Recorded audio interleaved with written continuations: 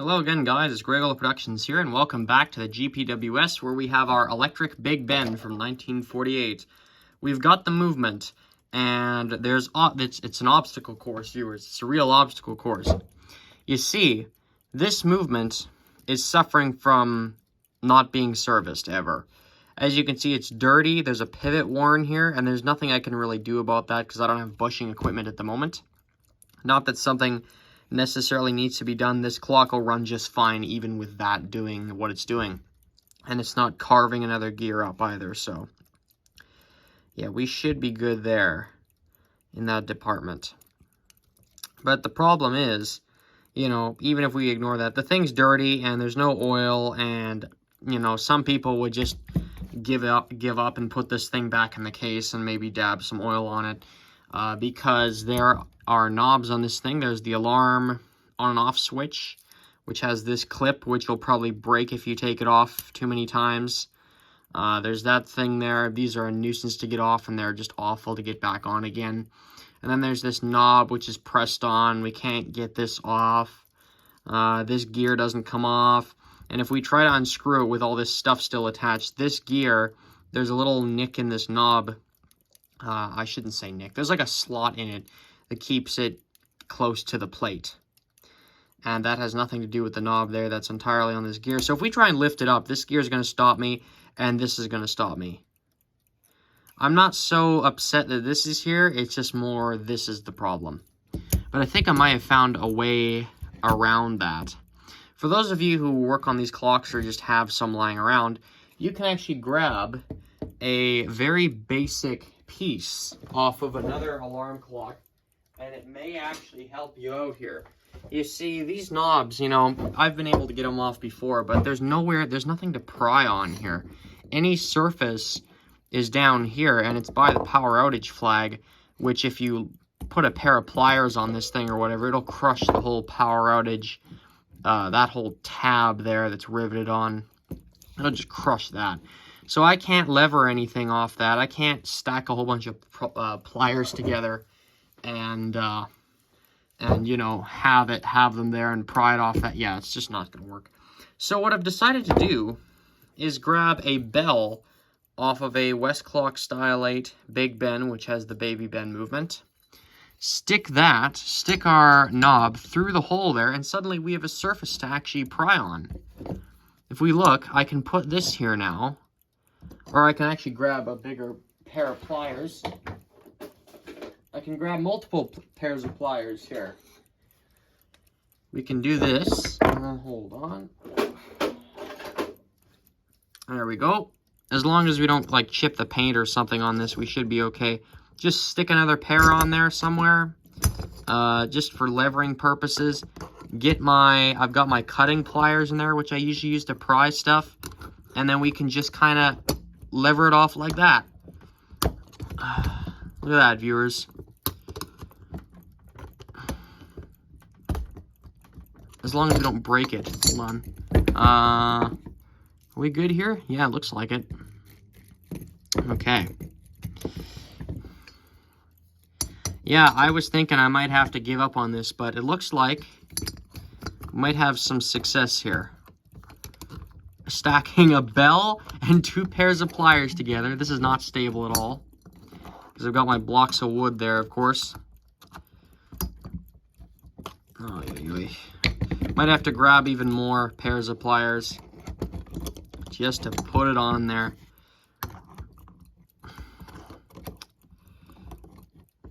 That might be too much.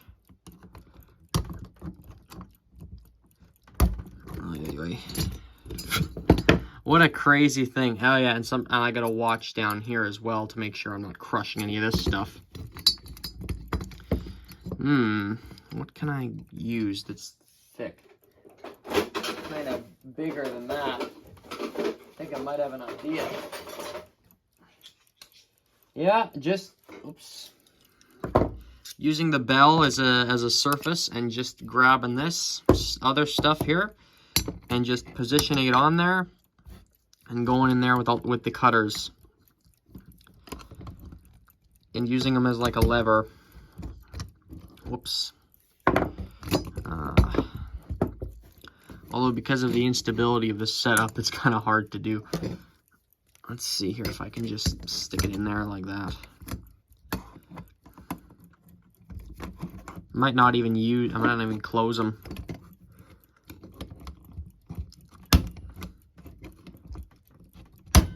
No, it might not be made to come off. I don't know. As we slowly lose optimism again for the umpteenth time. Come on. Come on, sweetheart. You're meant to... They're trash talking this thing. Oh, man. Of course, you always scratch this nonsense up. That's the most annoying part about all of it. How are we doing down here? Oh, yeah. See, there we go. I think it was a bit off before this knob. Off center, that is. Oh, yeah. Okay. Okay, we're going to try again.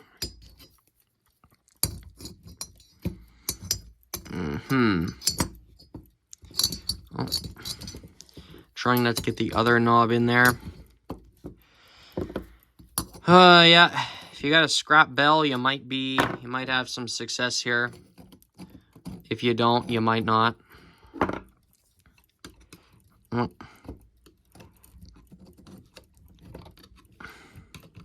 Oh yeah, and this thing keeps moving up because the movement is just sitting under this bell here, so.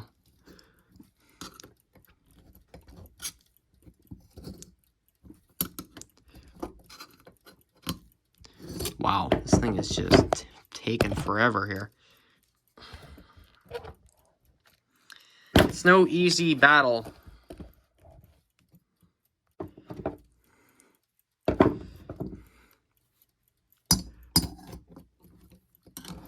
I think I'm fighting an uphill battle here.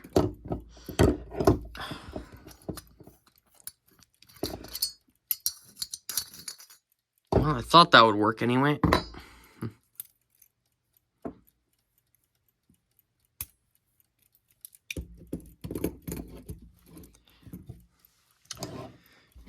Let's try and actually shut that off there, the alarm. Okay.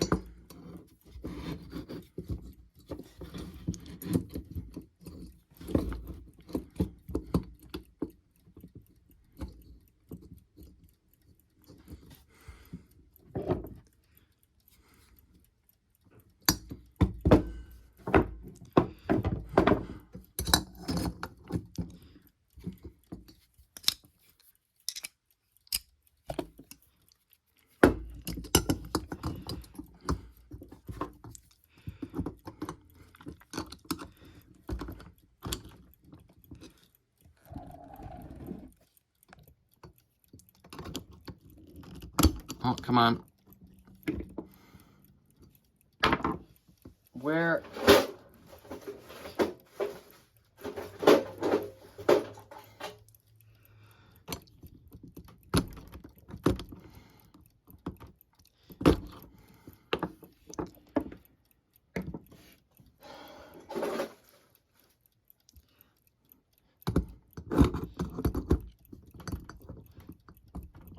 Might as well at this point.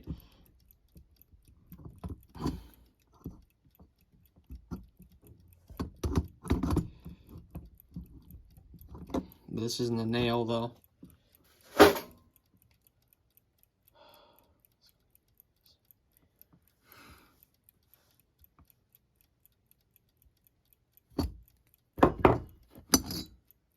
You know what, you guys? I've been playing around with this thing enough. I can't get this knob off. I am just scratching this up, and it's not helping anybody. So, we're just going to take this thing apart and see where we go. I don't know what's going to happen. I don't know if this is a dumb idea, but, like, seriously, this spring barrel, this spring needs cleaning. There's stuff here that needs working on. We need to do something about it. There's our gear train. There's kind of the gears on the top. Yeah, the spring barrel. Actually, let's just quickly go over this because I don't want to not know where things go. Spring barrel's over here. There's a wheel here. This guy. Making sure to get those nice side views in there so you can see what the heck I'm doing. There's one here, and then there's our fiber gear. This is actually really quite simple.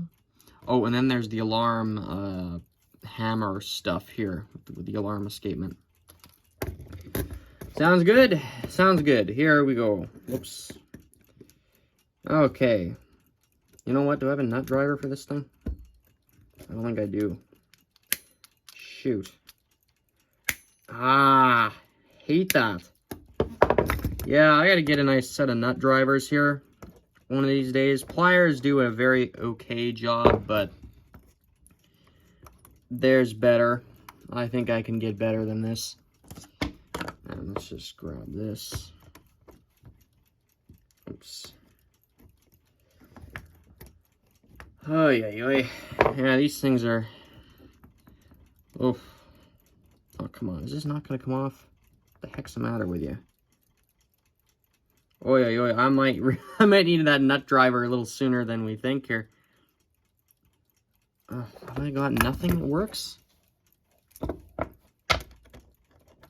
Not everything I have here on the table is too small. I might have something in the big toolbox there that might do that. Okay, we are doing this by hand, I guess.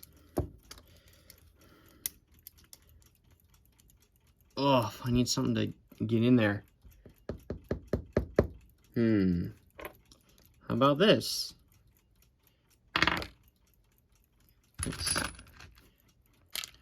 Okay.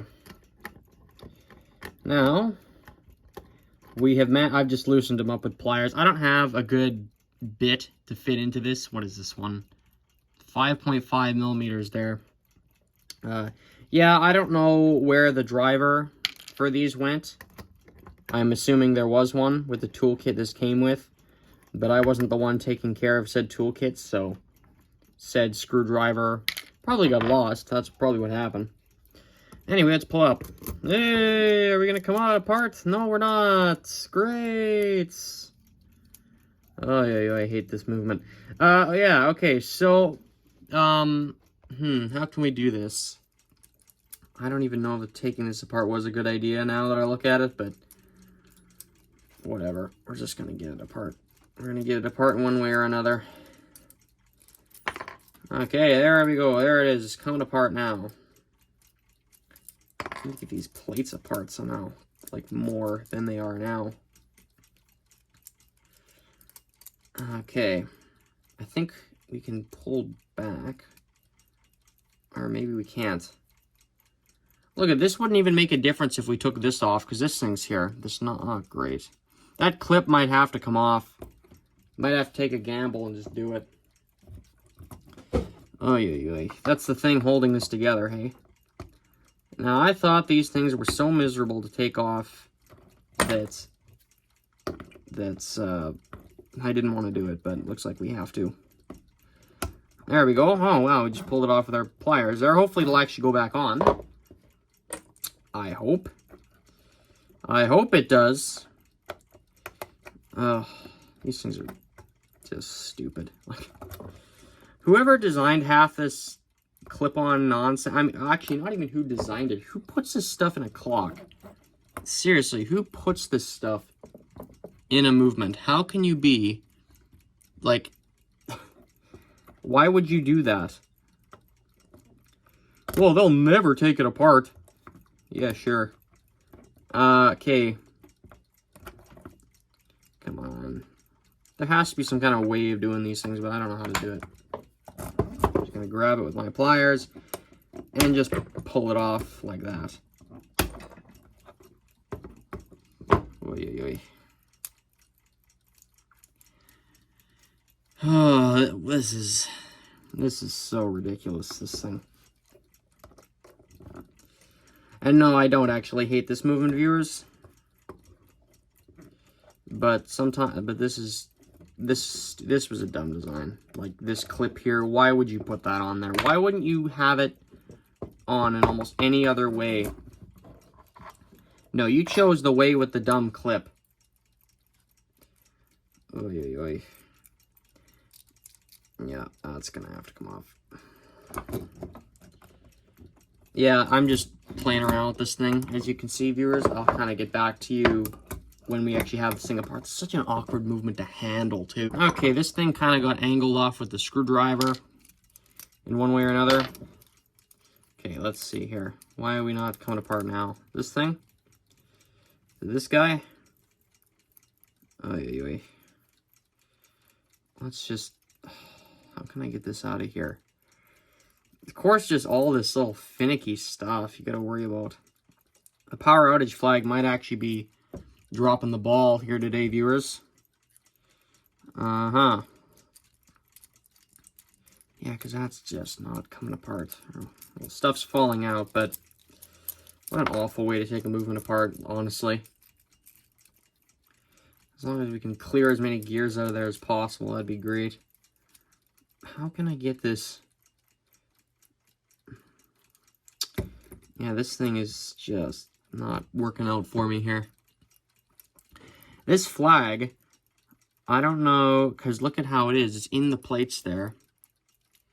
And it looks like it would just go kind of under something. I don't want to bend the pole that it's on. Shoot. That might not be removable, viewers. I don't know. I really don't know about that. Maybe the actual top of it comes off.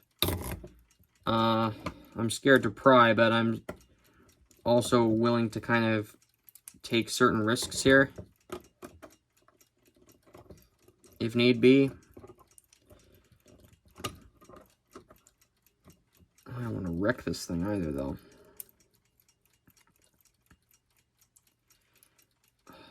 Come on.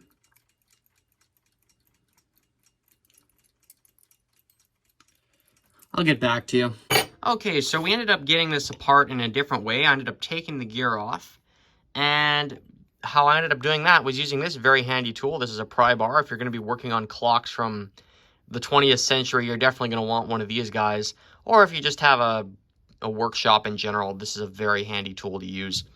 This is an all-steel pry bar. It's really good stuff. It came in a pack of 2. I ended up prying this guy off, and here we are apart. So I'm thinking this is one of the clocks where it was designed to be, well, sort of taken apart, but not really. Yeah, as you saw there, we're just jimmying the thing apart, but we got it apart in one way or another. Would I recommend taking this apart yourself? Well, I'll try and show as much as I can, and if you want to be brave enough to follow what I'm doing, go ahead. I don't know if any local clock or watchmaker is going to want to work on a movement like this, though. I don't know, you might be better off just doing it yourself. Really, you know, I'm happy I work on this stuff myself. I can do it on my own time and, you know, do it how I want to do it. And, of course, record it for you guys so you can see. And, yeah, I don't know. If you want to try it yourself, I highly recommend it. But, like I did, you got to break a few of these to make an omelet. And the reason I didn't say break a few eggs is so there's no mystery. Yes, clocks did get broken in the learning process. Mostly hairsprings and really nothing else. Maybe the odd stripped screw every now and then, but other than that, it was mostly hairsprings. But we don't have to worry about that here. We have just got a mainspring to deal with, but we'll deal with that in the next part. And we'll also deal with our broken case and how dirty everything is. This motor I can't disassemble because it's riveted together, literally. So I'm just going to try and wipe that off as much as I can and clean the rest of this stuff up.